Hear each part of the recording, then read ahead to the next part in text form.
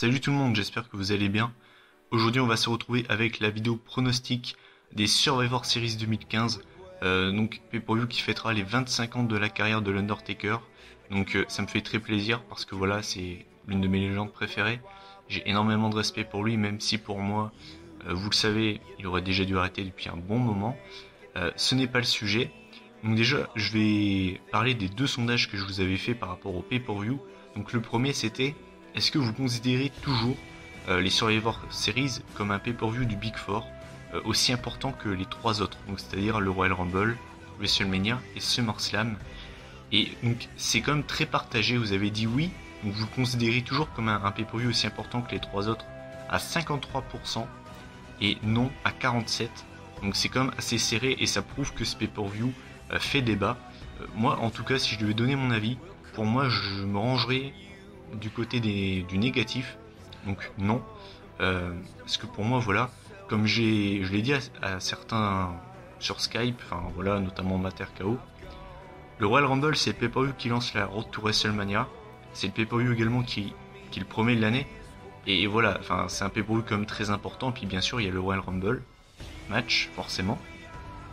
Le WrestleMania, bah forcément c'est le show de l'année, c'est le show où vous êtes dans un stade de 80 000 spectateurs, donc c'est vraiment voilà. Et puis bien sûr SummerSlam, bah, c'est le show de l'été, c'est le deuxième plus gros show dans la hiérarchie de la WWE. Et c'est vrai que vous arrivez à Survivor Series et personnellement je ne sais pas comment vous savez le distinguer des autres. Certes il y a les fameux tag team match, mais voilà, il n'y a rien d'autre en fait. Ce pay-per-view pour moi c'est un peu le bouche-trou de la fin d'année quoi. Histoire de dire voilà, on a un quatrième pay-per-view du Big Four, mais voilà. Et le deuxième sondage c'est à quel degré attendez-vous ce pay-per-view. Alors vous l'attendez pas du tout à 7%, peu à 10%, beaucoup 29%, et enfin normal, donc voilà vous l'attendez mais rien d'exceptionnel, à 54%. Donc en fait quand on additionne on va dire les deux sondages positifs et négatifs, ça fait 83% de positifs contre 17% de négatifs. Donc vous l'attendez quand même bien pay-per-view. Moi je vais me ranger dans la catégorie peu, et je l'expliquerai pourquoi à la fin. Mais c'est vrai que je l'attends pas spécialement. Voilà, je suis pas franchement emballé. Mais voilà. Donc on va commencer avec le premier match de la soirée. Donc ce sera les demi-finales du tournoi pour décerner le nouveau WWE World Heavyweight Champion. Donc on aura Alberto Del Rio face à Roman Reigns. Au niveau des sondages, vous avez été 4% à voter pour Del Rio et 96% pour Roman Reigns. Donc énorme favori Roman Reigns. Et moi je vais manger du côté des abonnés. Je vois une victoire de Roman Reigns. Je pense que ça va surprendre personne. C'est le favori de ce tournoi. Et c'est le favori de la foule. C'est avant la blessure de Seth Rollins, c'est lui qui devait d'ailleurs le battre. Donc ça prouve bien que voilà, si on suit la logique, normalement Roman Reigns devrait repartir du pay-per-view champion. Donc je mise sur une victoire du Samoan. Et au niveau de la qualité du match, je m'attends franchement pas à un grand match. Je pense qu'il sera pas mauvais, mais voilà. Je pense qu'ils peuvent quand même nous sortir un bon petit match, mais vraiment rien de fou. Donc voilà. Ensuite on va passer, tant qu'à faire, à la deuxième demi-finale du tournoi. Donc on aura Kevin Owens KO contre Dean Ambrose de Lunatic Fringe. Au niveau des pronostics, donc vous avez été 6% à voter pour le Canadien et 94% pour Ambrose. Donc encore une fois, gros avantage pour l'ex-membre du Shield. Mon avis, alors je pense que le match peut encore une fois être bon. Je pense qu'il sera pas fou encore une fois. Pourtant il y a Dean Ambrose dedans, mais enfin voilà, c'était une blague de merde, mais je m'attends encore une fois pas à un grand match. Je pense qu'il sera bon. Voilà, il y aura rien d'autre. Au niveau du pronostic, écoutez, je vais me ranger du côté des abonnés et jouer une victoire de Dean Ambrose. En tout cas pour moi, si Kevin Owens s'impose, ce sera une énorme surprise. J'aimerais beaucoup, parce que vous savez que j'aime beaucoup Kevin Owens. Je suis pas réceptif de Dean Ambrose, donc ça me ferait plaisir. Mais sincèrement, j'ai beaucoup de mal à imaginer ça. Donc ouais, je vois une victoire de Dean Ambrose. Ensuite, on va passer au troisième match de la soirée, donc ce sera pour le WWE Divas Championships, le championnat des divas. Donc on aura Charlotte, la fille de Ric Flair, face à Paige. Au niveau des sondages, vous avez été 71% à voter pour Charlotte contre 29% pour Paige. Juste avant de donner mon avis, je vais juste revenir sur un segment, un Raw qui m'a un petit peu dérangé. D'ailleurs, donnez votre avis si jamais ça vous a fait pareil. J'ai pas du tout aimé le segment final de Raw de cette semaine où Paige a parlé du fils, enfin du frère de Charlotte qui est décédé d'un cancer, qui s'en est servi, qui a dit en gros qu'il n'était pas très combatif puisqu'il était décédé du cancer. J'aime pas du tout quand la WWE se sert de ce genre de choses. Je trouve vraiment pas ça correct. Ils l'ont déjà fait pour Eddie Guerrero à plusieurs reprises. Je me souviens d'ailleurs de Randy Orton, également Batista qui avait dit à Rey Mysterio Eddie is dead. Je trouve vraiment pas ça correct et vraiment pas terrible. D'ailleurs, petite anecdote, Charlotte apparemment c'est elle qui a proposé cette idée aux dirigeants, mais apparemment Ric Flair ne le savait pas et apparemment n'a pas apprécié et le reste de la famille non plus. Donc Charlotte a peut-être fait une erreur et je pense que c'était vraiment pas très, voilà, pas terrible. Franchement c'était moyen.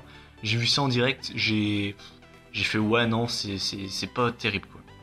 Bref, donc au niveau des pronostics, donc moi je m'attends à une victoire de Charlotte. Elle est championne depuis 2 mois, c'est pas un très long règne et je la vois, voilà, je pense qu'elle va garder le titre pendant quand même un bon moment. Après sincèrement, c'est pas impossible de donner le titre à Paige. Paige et AJ ont fait une partie de ping-pong l'année dernière. Surtout que quand on y pense bien, si jamais Paige ne gagne pas le titre, vous donnez qui à Charlotte, à part Sasha Banks qui, comme vous le savez, fait apparemment pas l'unanimité dans les backstage. Donc c'est pas impossible que Charlotte et Paige fassent une petite partie de ping-pong pour histoire de meubler jusque WrestleMania. C'est pas impossible. Mais moi je m'attends quand même à une victoire de Charlotte et je m'attends quand même à un bon match. Et je trouve que cette affiche a de la gueule quand même. On a la première championne NXT, on a deux ex-championnes NXT, on a eu 2 ex-championnes des divas, enfin même si Charlotte l'est actuellement.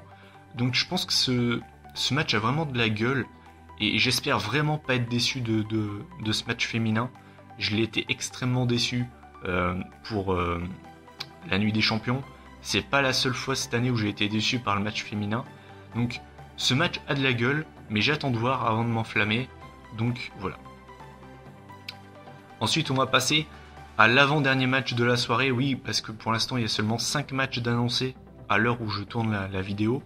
Donc on aura Kane et l'Undertaker, les Brothers Destruction en tag team, donc à 2 contre 2, face à 2 membres de la Wyatt Family que Bray Wyatt aura choisi. Alors au niveau des pronostics, vous avez quand même été assez... voilà, vous avez choisi votre camp clairement, puisque vous avez été 90% à voter pour Kane et l'Undertaker, et seulement 10% pour la Wyatt Family. Alors d'ailleurs, d'après les rumeurs, apparemment ça pourrait être Bray Wyatt et Braun Strowman qui seraient choisis. Alors, mon avis sur le résultat final, personnellement, je vous le dis, si Bray Wyatt s'impose avec Braun Strowman, je serai furieux. Ça va peut-être vous surprendre, vous allez vous dire ouais mais c'est lui qui militait comme un extrémiste quand Wyatt avait perdu à WrestleMania contre Taker. Je suis totalement d'accord. Franchement, je vous le dis sincèrement, si Wyatt s'impose, ça me fera quand même plaisir pour lui. Mais je vous assure que si l'Undertaker perd ce week-end, je vais péter un câble. Ce sera un énorme coup de gueule dans ma vidéo résultat, pour la simple et bonne raison que ce pay-per-view fête les 25 ans de la carrière de l'Undertaker. Si jamais l'Undertaker perd, pour moi ce sera un énorme foutage de gueule de la WWE. C'est comme si vous lui crachez littéralement à la gueule, et ça va pas passer du tout avec moi. Et j'espère vraiment que les Brothers Destruction vont s'imposer, pas pour Taker, enfin c'est même pas pour l'Undertaker en fait que j'espère qu'ils vont le faire gagner, c'est plus pour sa carrière. Parce que pour moi, si Taker perd, c'est clairement c'est du foutage de gueule, voilà, clairement. même si ça me fera plaisir pour Wyatt, j'espère vraiment que les Brothers of Destruction vont s'imposer. Mon avis sur le match en lui-même, franchement, je sais pas trop quoi penser. Déjà niveau rythme, ce sera pas rapide. Je risque pas de vraiment adorer ce match. Après, ils sont capables de quand même faire un match potable, mais clairement, le match me fait franchement pas rêver. Même si je vais pas faire mon focus, j'ai adoré leur segment à Raw, notamment le retour des Brothers of Destruction, qui m'a réveillé, car oui, je ne sais plus c'était à quel Raw, mais ce Raw était juste d'une nullité absolue. Mais heureusement, voilà, les Brothers of Destruction, quand je les ai revus, j'ai eu la chair de poule. C'est là qu'on voit que quand même l'Undertaker fait partie de mes légendes préférées, et que cette équipe a comme de la gueule. Et puis voilà. Ensuite, on va passer au tournoi, donc à la finale du tournoi pour décerner le nouveau champion WWE. J'ai mis les 4 pour la simple et bonne raison que des personnes ont voté pour Del Rio et pour Kevin Owens. Donc alors vous avez été 24% à voter pour une victoire de Dean Ambrose en nouveau champion, 0% pour Del Rio. Voilà, donc voilà. Roman Reigns 72% et Kevin Owens 4%. Donc encore une fois, grand favori Roman Reigns. Moi, si vous voulez, de toute façon, ça va suivre un petit peu ce que je vous ai dit dans mes pronostics juste avant. Je vois une finale des ex-membres du Shield, Dean Ambrose, Roman Reigns. Pour moi, c'est déjà gravé dans le marbre. Je vois pas comment ils pourraient passer à côté de ça. Je pense que les fans veulent voir ce match, même si vous le savez, je suis pas fan ni de l'un, et encore moins de l'autre, si vous voyez de qui je veux parler. Je pense que ce match peut franchement pas être mauvais. Il peut pas être mauvais, il peut être franchement pas mal. Après, je m'attends pas à quelque chose de fou. Moi, le moveset des deux, vous le savez très bien, je suis pas fan. Roman Reigns, forcément, encore moins. Spear, coup de la corde à linge. Superman Punch. Voilà, j'ai résumé le moveset de Roman Reigns. Voilà, le prenez pas mal si vous êtes fan de lui, mais j'arrive vraiment pas avec lui. Et j'ai vu qu'il y a des gens qui disaient qu'ils y arrivaient mieux avec lui, il avait fait des progrès. Moi, les progrès, je les vois pas sincèrement. J'ai vraiment l'impression, vous savez qui j'ai l'impression de voir, et j'ai fait cette comparaison il y a pas longtemps.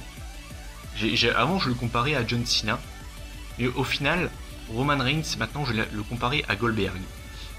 Grosso merdo, quand on les voit l'un à côté de l'autre, il y a très peu de similitudes. D'un côté, on a un gars qui est quand même bronzé, qui a des tatouages. De l'autre côté, on a un gars qui a un tout petit tatouage de merde, qui est blanc. L'autre qui a des longs cheveux qui arrivent limite jusqu'aux genoux. L'autre qui a un crâne d'œuf.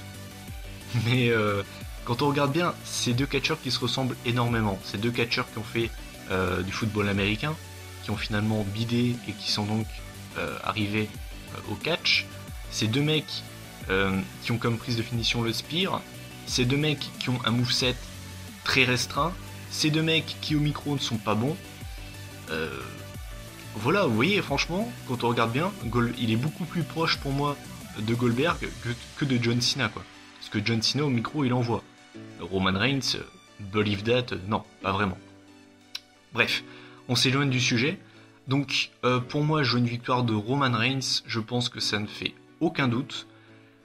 Les seules choses que j'attends et qui pourraient me surprendre au final pour ce match, en tout cas ce serait l'après-match avec une fameuse trahison de Dean Ambrose et ce fameux heel turn que ses fans attendent depuis des mois. Et la deuxième option, c'est Sheamus. Voilà, c'est les deux choses qui pour moi pourraient un petit peu sauver ce pay-per-view en termes de surprise, parce que pour moi c'est un pay-per-view extrêmement fade.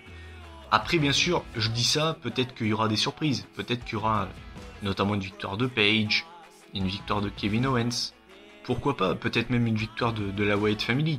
Mais sincèrement, j'ai beaucoup de mal à y croire, et je pense que c'est l'une des cartes les plus prévisibles de l'année, et puis voilà. Donc, en conclusion de ce pay-per-view, qu'est-ce que j'en pense ? La carte est pas dégueulasse, même si les matchs me font pas franchement rêver. J'ai connu pire quand même. Le gros défaut pour moi de ce pay-per-view, c'est le peu d'originalité, enfin, et surtout le peu de surprise, parce que pour moi la carte est très prévisible. Après, je suis quand même gentil, enfin je veux dire, je suis moins sévère que si ça aurait été un autre pay-per-view. Faut quand même prendre en compte la blessure de Seth Rollins. Je pense qu'avec la non-blessure de Rollins, on aurait quand même eu une autre carte qui aurait peut-être eu plus de gueule. C'est dommage, mais bon voilà, ça fait aussi partie de la vie, quoi. Et puis bien sûr, j'ai oublié de faire mon coup de gueule car je n'en ai pas encore fait. Mais là, je vais en faire un parce que au bout d'un moment, faut pas se foutre de la gueule des gens. Alors bien sûr, je fais cette vidéo, enfin ce coup de gueule sera peut-être ridicule parce que finalement, peut-être qu'on va nous le rajouter peut-être 1 heure, voire peut-être 30 minutes avant le show. Mais on est au Survivor Series, ok? Juste une question. Où est ce putain de traditionnel Survivor Series Tag Team Match? Au bout d'un moment, est-ce qu'on se fout de notre gueule? Je veux dire, j'ai beaucoup de mal à y croire, de me dire qu'il n'y en a pas encore. Mais non, il n'y a toujours pas de traditionnel Survivor Series Tag Team Match. On est au Survivor Series. Est-ce que vous imaginez, je vais vous faire tous les trucs possibles, hein. Est-ce que vous imaginez le Royal Rumble sans Rumble Match? Money in the Bank sans Money in the Bank Ladder Match. TLC sans TLC Match. Elimination Chamber sans Elimination Chamber Match. Et une Cell sans match en cage. Je vais pas faire tous les pay-per-view, mais au bout d'un moment, vous avez une stipulation. Vous avez une stipulation, un pay-per-view qui a une stipulation à respecter. Respectez-la. C'est une putain de blague. Ce pay-per-view est une merde. Je suis désolé. Ce pay-per-view fait partie du Big Four. Mais pour moi, c'est vraiment le bouche-trou des 4. Hein. Clairement, quand on regarde les 3 autres et celui-là, pour moi, celui-là, c'est une blague. Donc, j'espère, et je vous le dis vraiment, si on n'a pas de match Survivor Series Tag Team dimanche, la vidéo résultat, ça va être Armageddon. Je vais péter un câble. Je vous le dis sincèrement. Et comment dire, et je vois le coup arriver qu'ils vont nous le faire en pré-show. Et c'est pareil, si c'est en pré-show, je pète un câble. Mais vraiment, je pète un câble. Après, il y a seulement 5 matchs dans la carte. Je me dis que 5 matchs dans la carte, à mon avis, il y en aura un. Voilà, j'espère, en tout cas j'espère vraiment. Parce que si on n'a pas, je vais vraiment péter un câble. Bref, c'est sur cette note très joyeuse que cette vidéo pronostic s'arrête. Donc, je vous invite en commentaire à donner votre avis sur le pay-per-view, la carte. Est-ce que selon vous la carte est prévisible ou pas? Qu'est-ce que vous pensez du tournoi pour le titre WWE? Est-ce que selon vous les 25 ans de la carrière de l'Undertaker vont se terminer par une victoire ou une défaite? Ce que je n'espère vraiment pas. Et puis bah voilà. Bah écoutez, moi je vous dis bon pay-per-view, prenez soin de vous. Et puis bah moi je vous dis à lundi, grand maximum mardi pour la vidéo résultat. Et puis bah bon pay-per-view. Salut!